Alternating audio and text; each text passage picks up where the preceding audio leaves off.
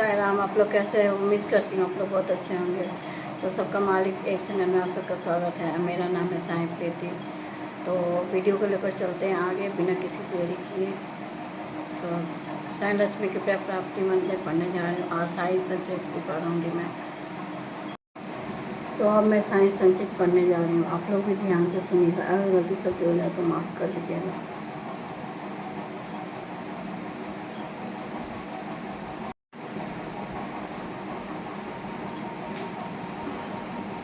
अध्याय 1। वरना गेहूँ पीसने वाला एक अद्भुत संत। गेहूँ पीसने की कथा उसका तात्पर्य। पुराणत पद्धति के अनुसार श्री हेमंत पंत श्री साईं संचित का आरंभ वंदना द्वारा करते हैं। पहला प्रथम श्री गणेश शास्त्रार्थ नमन करते हैं, जो कार्य को निवेदन समाप्त कर उसको यशस्वी बनाते हैं और कहते हैं कि श्री साईं ये गणपति हैं। दूसरा, गणपति सरस्वती भगवती सरस्वती को जिन्होंने कार्य रचने की प्रेरणा दी और कहते हैं कि श्री साईं भगवती से भिन्न नहीं है, जो कि स्वयं ही अपना जीवन संगीत बयान कर रहे हैं। तीसरा, फिर ब्रह्मा विष्णु और महेश जो कृष्ण उत्पत्ति स्थिति और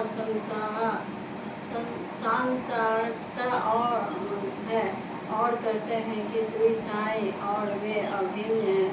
वे स्वयं ही गुरु बनकर भवसागर से पार उतार देंगे। चौथा, फिर अपने कुल देवता श्री नारायण आदित्यनाथ की वंदना करते हैं, जो कि कोकण में प्रकट हुई कोकण व भूमि है, जिसे श्री परशुराम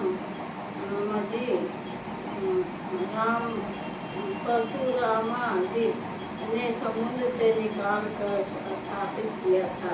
तत्पश्चात वे अपने कुल के आदित्य पुरुषों को नमन करते हैं। पांचवा, फिर श्री भारद्वाज मुनि को जिनके गोत्र में उनका जन्म हुआ, पश्चात उन ऋषियों को जैसे ज्ञान कलेश्य विदु परायस नारद वेद व्यास सनक सनंदन सत्य कुमार शुक्ल सोनक विश्वामित्र वासिष्ठ वामदेव जैस्मिन वैशंपायन नमो योगी दित्य आदित्य तथा आधुनिक संत जैसे विदिति ज्ञानेश्वर सोपान मुक्ता भाई जन्ना दत्त एकानाथ नामेद।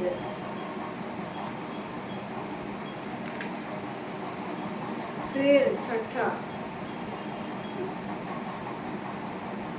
फिर अपने पितामह सदा शिव पिता रघुनाथ और माता को, जो उनके बचपन में ही कत्ल हो गए थी। फिर अपनी चाची को, जिन्होंने उनका भरण पोषण किया, और अपने प्रिय भ्राता को नमन करते हैं। सतमा, फिर पाठकों को नमन करते हैं, जिनसे उनकी प्रार्थना की वे एकाग्र चित्त होकर कथामृत का पान करे। आठवां, अंत में श्री सच्चिदानंद सद्गुरु श्री साईनाथ महाराज को, जो श्री दत्तात्रेय के अवतार और उनके आश्रय दाता हैं, और जो ब्रह्मा सत्य जन्म नित्यता का बोध करा कर समस्त प्राणियों में एक ही ब्रह्मा की व्याप्ति की अनुभूति कराते हैं। सत्य सर्व श्री पराशर व्यास और सांडी लय आदि के समान भक्ति के प्रकारों का संक्षेप में वर्णन कर अब ग्रंथकार महोदय निम्नलिखित कथा प्रारंभ करते हैं। गेहूं पिसने की कथा। अन्य समय में मैं एक दिन प्राप्त काल से साईं बाबा के दर्शनार्थ मस्जिद में गया। वहाँ एक का चित्र जिसे देखकर मेरे आश्चर्य का ठिकाना न रहा कि साईं बाबा मुँह हाथ धोने के पश्चात चक्की पिसने की तैयारी करने लगे। उन्होंने फर्श पर एक टाट का टुकड़ा बिछा उस पर हाथ से पिसने वाली चक्की रखी।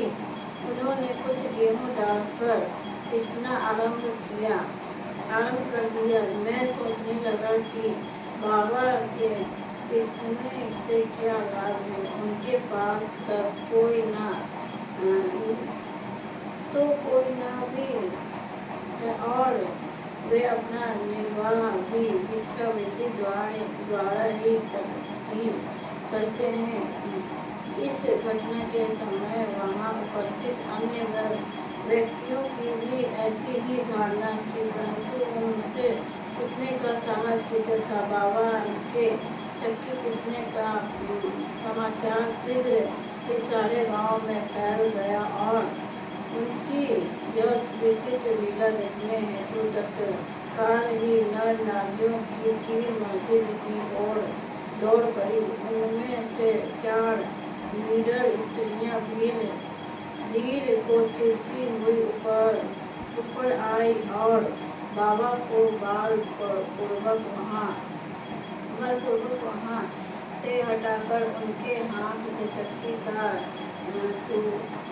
टूटा छीनकर तथा उनकी लीलाओं का गायन करते हुए गेहूं पिसने का प्रारंभ कर दिया। पहले तो बाबा क्रोधित हुए, परंतु फिर उनका भक्ति भाव देखकर वे शांत होकर मुस्कुराने लगे। पिसते पिसते उन स्त्रियों के मन में ऐसा विचार आया कि बाबा के न तो घर द्वार हैं और न उनके कोई बाल बच्चे हैं तथा न कोई देख रेख करने वाला ही है। वे स्वयं भिक्षावृत्ति द्वारा ही अपना निर्वाह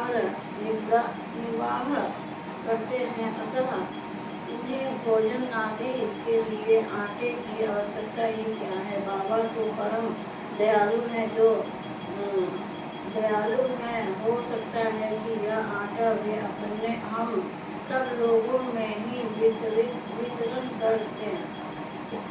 इन्हीं विचारों में मग्न होकर गीत गाते गाते उन्होंने सारा आटा पीस डाला। जब उन्होंने चक्की को हटाकर आटे का 4 समान भागों में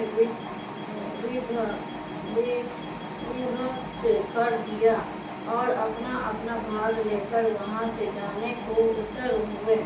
अभी तक शांत मुद्रा में निवृत्त बाबा तत्क्षण ही क्रोधित हो उठे और उन्हें अपशब्द कहने लगे।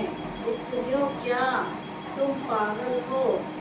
तुम किसके बाप का माल हड़प कर ले जा रही हो? क्या कोई कर्जदार का माल है जो इतने आसानी से उठाकर लिए जा रही हो?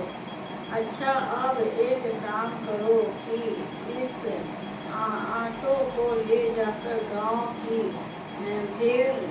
मेर सीमा पर बिखेर आओ।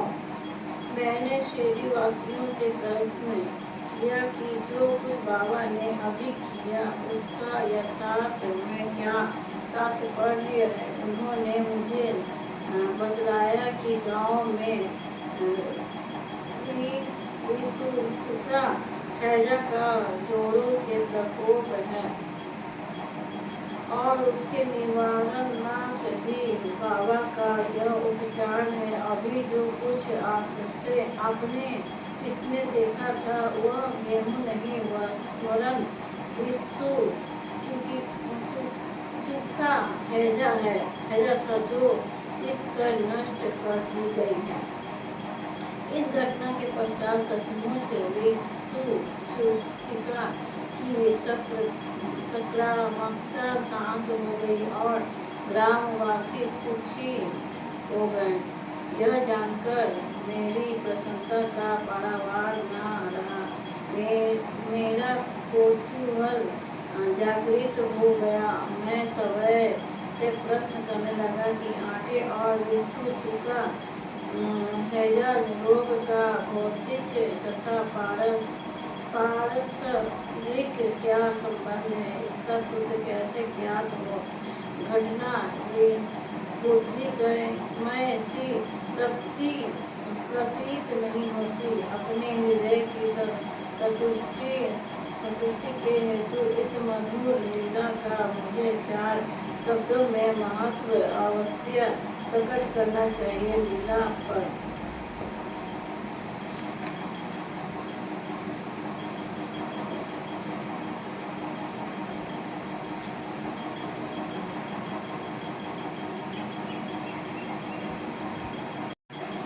तो इस वीडियो को यहीं तक रहने देते हैं। अगर वीडियो अच्छा लगा हो तो ओम साई राम लिखना मत भूलिएगा।